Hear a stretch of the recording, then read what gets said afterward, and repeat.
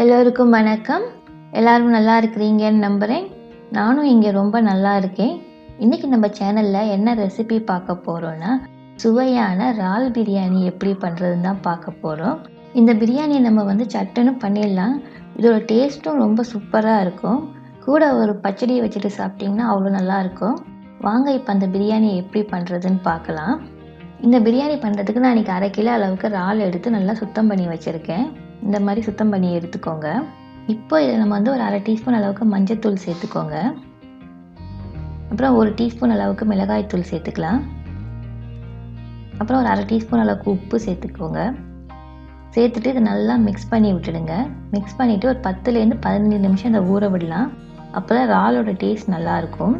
இப்போ பிரியாணிக்கு ஒரு மசாலா அரைச்சிடலாம் நம்ம. அதுக்கு ஒரு மிக்ஸி ஜாரில் 1 டீஸ்பூன் அளவுக்கு சோம்பு, 1 டீஸ்பூன் ஜீரகம், 1 டீஸ்பூன் மிளகு, 1 துண்டு பட்டை, 2 கிராம்பு, ஒரு 3 ஏலக்காய் சேர்த்துக்கோங்க.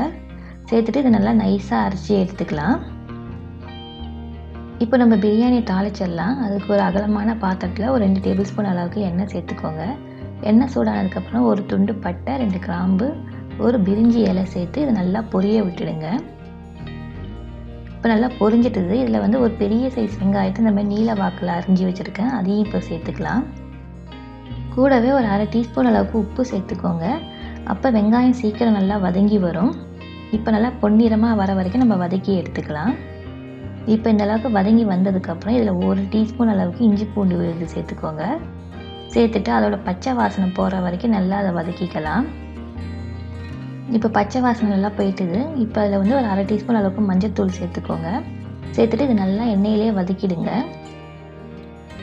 இப்போ நல்லா வதங்கிட்டுது. இதில் 1 டீஸ்பூன் மிளகாய்த்தூள், அப்புறம் 1 டீஸ்பூன் மல்லித்தூள் சேர்த்துட்டு அதையும் நம்ம இப்போ எண்ணெயில் நல்லா வதக்கிடலாம். அதோட பச்சை வாசனை போகிற அளவுக்கு.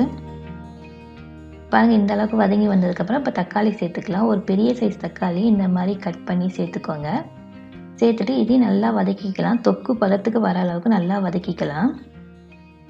இப்போ இந்த அளவுக்கு வந்ததுக்கப்புறம் இதில் கொஞ்சம் கொத்தமல்லி, கொஞ்சம் புதினா, 2 பச்சை மிளகாய் சேர்த்துக்கோங்க. சேர்த்துட்டு அதையும் நம்ம நல்லா வதக்கிக்கலாம். இப்போ நம்ம ஊற வச்சிருக்க இறால் இதில் சேர்த்துடலாம். இப்போ இதை நல்லா நம்ம வதக்கிக்கலாம். ஒரு 2லேருந்து 3 நிமிஷம் வரைக்கும் வதக்கிக்கோங்க. மசாலா கூட ஒன்றா சேர்ந்து வர அளவுக்கு. இப்போ இந்த அளவுக்கு வந்துட்டுது. நம்ம இதில் இப்போ அரைச்சி வச்சுருக்க பொடியை சேர்க்க போகிறோம். இப்போ நம்ம அரைச்சி வச்சிருந்த மசாலா நான் எல்லாத்தையும் சேர்க்காம அதுலேருந்து ஒரு 1/2 டீஸ்பூன் அளவுக்கு சேர்த்துருக்கேன். வேணும்னா போட்டுக்கலாம், இல்லாட்டி விட்டுடலாம். இப்போ இதை நல்லா மிக்ஸ் பண்ணி விட்டுடுங்க. இந்த அளவுக்கு நல்லா வதங்கி வந்ததுக்கப்புறம் நம்ம மூடியை போட்டு ஒரு 5லேருந்து 6 நிமிஷம் வேக விடுங்க போதும். நீங்கள் ரொம்ப வேக விட்டிங்கன்னா இறால் அழுத்தமாகிடும். நம்ம பிரியாணியில் கொஞ்சம் வேக போகுது, அதனால் ஒரு 3/4 பதம் வெந்தால் போதும். இப்போ இந்த மசாலா வேகிற நேரத்தில் நம்ம சாதத்தை பண்ணி எடுத்துக்கலாம். அதுக்கு ஒரு பாத்திரத்தில் ஒரு 4லேருந்து 5 கப்பு அளவுக்கு தண்ணி நல்லா கொதிக்க விட்டுடுங்க. அதில் தேவையான அளவுக்கு உப்பு சேர்த்துக்கோங்க. 1 டீஸ்பூன் அளவுக்கு உப்பு சேர்த்துக்கோங்க. அப்புறம் 1 டீஸ்பூன் அளவுக்கு எண்ணெய் சேர்த்துக்கோங்க. அப்போ தான் சாதம் ஒன்றோட ஒன்று ஒட்டாமல் வரும். இதை நல்லா மிக்ஸ் பண்ணி விட்டுட்டு தண்ணி நல்லா கொதித்ததுக்கப்புறம் நம்ம இதில் அரிசி சேர்க்க போகிறோம். நான் இன்றைக்கி ஒரு 1/2 கப் அளவுக்கு பாஸ்மதி ரைஸ் எடுத்து நல்லா வாஷ் பண்ணிவிட்டு ஒரு 1/2 மணி நேரம் ஊற வச்சுருக்கேன். இப்போ அந்த அரிசியை நம்ம தண்ணியில் சேர்த்துக்கலாம். இப்போ நல்லா மிக்ஸ் பண்ணி விட்டுட்டு நம்ம இதை ஒரு 3/4 பதத்துக்கு வேக வச்சு எடுத்துக்கலாம். அரிசி இந்த அளவுக்கு வெந்தால் போதும். இந்த அளவுக்கு வெந்ததுக்கப்புறம் நம்ம தண்ணி இல்லாமல் நல்லா வடிகட்டி எடுத்துக்கோங்க. இப்போ நம்ம மசாலாவை திறந்து பார்க்கலாம். இறால்லாம் நல்லா வெந்துட்டுது பாருங்கள். இப்போ இதை நல்லா மிக்ஸ் பண்ணி விட்டுடுங்க. இந்த ஸ்டேஜில் நீங்கள் உப்பு உரப்பு பார்த்துக்கோங்க. உப்பு உரப்பு பத்தலைன்னா அதில் சேர்த்துக்கோங்க. இப்போ நம்ம வடித்து வச்சுருக்க சாதத்தை இதில் நம்ம சேர்த்துக்கலாம். தண்ணி இல்லாமல் சேர்த்துக்கோங்க. இப்போ எல்லாத்தையும் சேர்த்தாச்சு. லேசாக ஒரு மிக்ஸ் பண்ணி விட்டுடுங்க. மசாலாவும் சாதமும் ஒன்றாகிற அளவுக்கு பார்த்து பண்ணுங்க. அரிசி உடையாமல் மிக்ஸ் பண்ணி விடுங்க. இந்த அளவுக்கு லேசாக மிக்ஸ் பண்ணியாச்சு. இப்போ நம்ம மூடியை போட்டு ஒரு 10 நிமிஷம் அதை தம்மில் விட போகிறோம். இப்போ ஒரு பழைய தோசைக்கல் மேலே இந்த பாத்திரத்தை வச்சு ஒரு 10 நிமிஷம் தம்மில் விடுங்க. ஒரு லோ ஃப்ளேமில் வச்சு தம்மில் விடுங்க. மேலே ஏதாவது ஒரு வெயிட் ஒன்று வச்சுடுங்க. இப்போ 10 நிமிஷம் ஆயிட்டுது. நம்ம திறந்து பார்க்கலாம். இப்போ நம்மளோட இறால் பிரியாணி சூப்பராக ரெடி ஆகிட்டுது. பாருங்கள் ஒன்றோட ஒன்று ஒட்டாமல் எவ்வளோ சூப்பராக வந்திருக்குது. இப்போ இதை லேசாக மிக்ஸ் பண்ணி விட்டுட்டு கொஞ்சோண்டு மேலே கொஞ்சம் கொத்தமல்லி இலை சேர்த்துட்டு ஒரு மூடியை போட்டு இன்னொரு 10 நிமிஷம் விட்டுடுங்க. அப்போ இன்னும் டேஸ்ட் நல்லாயிருக்கும்.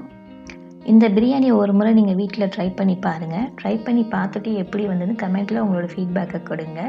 இந்த வீடியோ பிடிச்சிருந்தா உங்கள் ஃப்ரெண்ட்ஸ் அண்ட் ஃபேமிலி கூட ஷேர் பண்ணுங்கள். இந்த வீடியோவுக்கு மறந்துடாமல் ஒரு லைக் போடுங்க. என் சேனலுக்கு இன்னும் சப்ஸ்கிரைப் பண்ணாதவங்க சப்ஸ்கிரைப் பண்ணிக்கோங்க.